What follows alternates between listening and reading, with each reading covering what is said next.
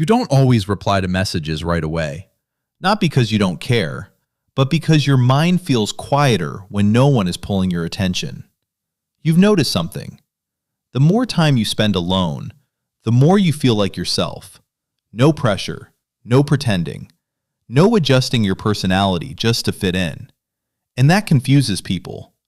They assume you're lonely, or shy, or even broken. But the truth is, people who love being alone aren't avoiding others. They're protecting something, their energy.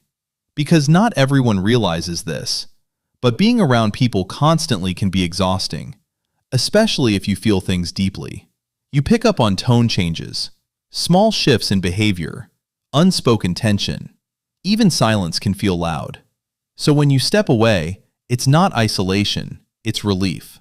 Alone time becomes your reset button. A place where your thoughts aren't interrupted, where you don't have to explain yourself, where you can just exist without being watched. And slowly, you start to prefer it. Not because you stopped loving people, but because you finally started choosing yourself. There's also something else. People who enjoy being alone tend to think more. Not just overthinking, but deep thinking.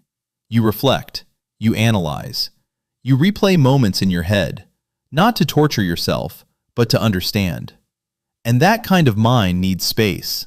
Silence isn't empty for you. It's where everything makes sense. But here's the part most people don't talk about. Loving solitude doesn't mean you don't crave connection. It just means you crave the right connection, something real, something calm, something that doesn't feel like performance. Because once you've experienced peace alone, you stop tolerating chaos from others. And that's why your circle gets smaller. Not by accident, but by awareness. You become selective, not cold, not distant, just intentional.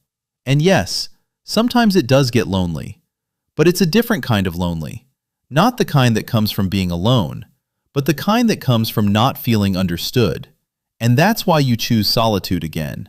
Because in your own space, you don't have to explain who you are. You already know. So no, people who love being alone aren't sad. They're not antisocial. They're not broken.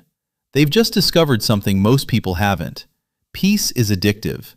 And once you find it, you don't give it up easily.